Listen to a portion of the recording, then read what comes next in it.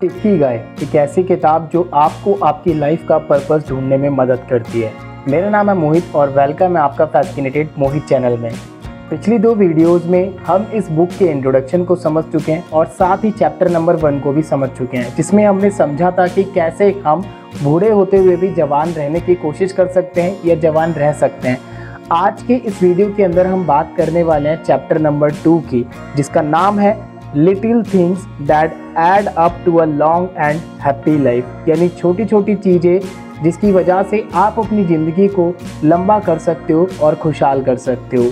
Video ज़्यादा लंबी ना करके इस वीडियो के अंदर मैं सिर्फ आपको मोस्ट इंपॉर्टेंट चीज़ें बताऊंगा। मैंने ये चैप्टर पहले ही पढ़ लिया है, तो सिर्फ मैं आपको मोस्ट इंपॉर्टेंट चीज़ें बताऊंगा ताकि आप बस एक सारांश निकाल सको इस चैप्टर का और अपना टाइम ना वेस्ट करते हुए सिर्फ उन इम्पॉर्टेंट बातों के ऊपर वर्क करो जो मैं आपको इन बुक्स को पढ़ने के बाद समझा रहा हूँ।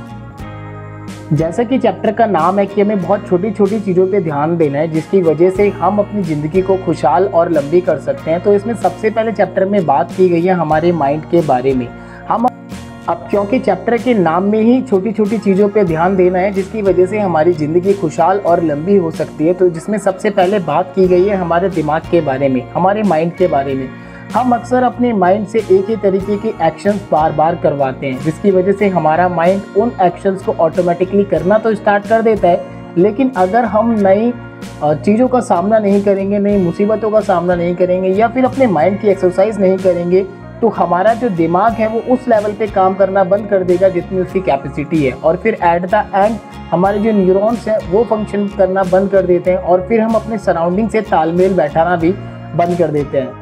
न्यूरॉन्स के प्रोसेस की वजह से हम 20 साल की उम्र से ही बूढ़े होना स्टार्ट हो जाते हैं, लेकिन इस प्रोसेस को हम डिले कर सकते हैं अगर हम कुछ क्यूरियोसिटी वाली चीज़ें करते रहें या फिर हम गेम्स खेलते रहें या फिर कुछ हम ऐसी एक्टिविटीज़ करते रहें जिससे कि हमारा माइंड नई चीज़ों के अंदर लगता है। और जैसे हमारा माइंड नई चीज़ों के अंदर लगता है तो हमारे माइंड में कुछ ऐसे हार्मोन्स रिलीज होते हैं जिसकी वजह से वो एंटी एजिंग की तरह परफॉर्म करते हैं और एट द एंड आप हैप्पी रह पाते हो और ज़्यादा लंबे समय तक आप यंग रह पाते हो। नेक्स्ट पॉइंट पे जिस पे सबसे ज़्यादा ध्यान दिया गया है इस चैप्टर के अंदर वो है स्ट्रेस। इसमें बताया गया है कि जो स्ट्रेस है वो आपके लंबे जीवन का कत्ल करता है, यानी कि आप जितना ज़्यादा स्ट्रेस लोगे उतना ज़्यादा आपकी लाइफ छोटी होती जाएगी।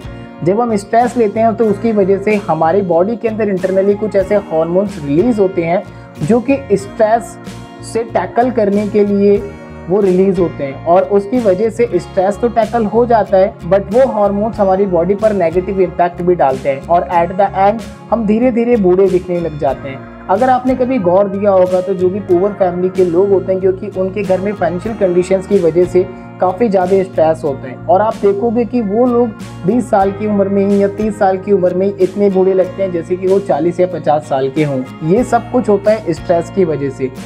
रिसर्च में आगे इस चैप्टर में ये भी बताया गया है कि अगर आप बहुत ज़्यादा स्ट्रेस रखते हो अपने माइंड के अंदर तो उसकी वजह से आप बूढ़े होते चले जाओगे। बजाय इसके आप अपने माइंड में कम स्ट्रेस रख के माइंडफुलनेस का यूज़ कर सकते हो।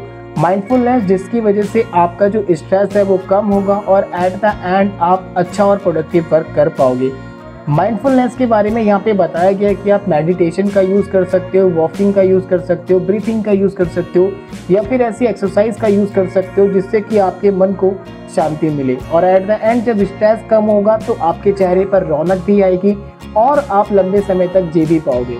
इसमें आगे ये भी बताया गया है कि आपको बहुत ज़्यादा स्ट्रेस नहीं लेना है, आपको सिर्फ कम स्ट्रेस लेना है, वो आपकी सक्सेस में आपको सफलता हासिल करता है। फॉर एग्जांपल अगर आपसे कहा जाए कि पूरा स्ट्रेस ही नहीं लेना है तो ऐसे तो आप टेंस ही नहीं रहोगे कि आपको कोई चीज़ अकम्प्लिश भी करनी है, कोई गोल भी अकम्प्लिश करना है, तो थोड़ा बहुत स्ट्रेसफुल होना है बट अवेयरनेस के साथ कि हाँ मुझे अपना ये गोल कंप्लीट करना है, तो थोड़ा बहुत स्ट्रेस लेना है बट प्रोडक्टिविटी ज़्यादा दिखानी है, अवेयरनेस ज़्यादा दिखानी है।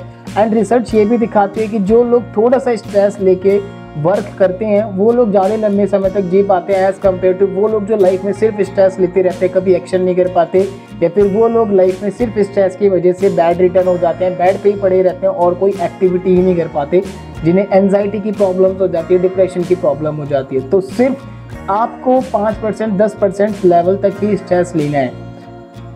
नेक्स्ट इसमें बताया गया है a lot of sitting will age you. आप जितना ज़्यादा बैठते हो उतना ज़्यादा आप बूढ़े होते जाते हो। अब इसका क्या मतलब है, आजकल की जो रोज़मर्रा की लाइफ है उसमें आप देखते हो कि हम सभी की सिटिंग जॉब है, डेस्क जॉब है। डेस्क जॉब में ज़्यादातर जो काम है वो कंप्यूटर या लैपटॉप से होते हैं। अब आप अपने काम को तो रिप्लेस नहीं कर सकते, लेकिन आप कुछ छोटी छोटी एक्टिविटीज़ अपना सकते हो जिसकी वजह से आप इसको एनकाउंटर कर पाओ या कन्फ्रंट कर पाओ। और वो छोटी छोटी एक्टिविटीज़ क्या है, फॉर एग्जांपल अगर आपका ऑफिस नियर बाय है तो आप बाय वॉक जा सकते हो। अगर वो नियर बाय नहीं है और आप मेट्रो से जाते हो तो आप मेट्रो में एस्केलेटर की बजाय आप स्टेयर्स का यूज़ कर सकते हो।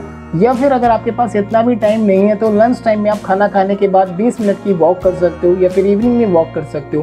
ये छोटी छोटी चीज़ें हैं जिसकी वजह से आपका बॉडी पोस्चर भी मेंटेन रहता है और आपके अंदर ऑब्सिटी यानी मोटापापन नहीं पनपता है। अदरवाइज अगर आप सिर्फ बैठे रहोगे तो आपने देखा होगा खासतौर पर कुछ लोग जो सिर्फ बैठे रहते हैं वो कभी वॉकिंग वगैरह नहीं करते हैं, तो एट द एंड फिर वो आपको 40 साल के बाद पार्क में बहुत वजन के साथ भागते हुए दिखाई दे रहे होते हैं। सो पॉइंट यही है कि आपके साथ ये चीज़ें फ्यूचर में उससे बढ़िया कि आप अभी कर लो। एंड टू बी ऑनेस्ट मैं आपको पर्सनल रिव्यू से बताऊं तो जो मैंने अपने सराउंडिंग में देखा है कि जो डेस्कटॉप वाले लोग होते हैं उनको दो पेन बहुत होते हैं। तो सर्वाइकल पेन होता है और ये बैकबोन में L4 L5 जो बोन होती है वहाँ पे बहुत पेन होता है। तो अगर आप एक बॉय हो तो आप हनुमान दंड लगा सकते हो। आप डेली के 10 हनुमान दंड अगर लगा रहे हो तो उससे आपकी स्पाइन बहुत ठीक रहेगी एंड फ्यूचर में आपको कभी कोई प्रॉब्लम नहीं आएगी।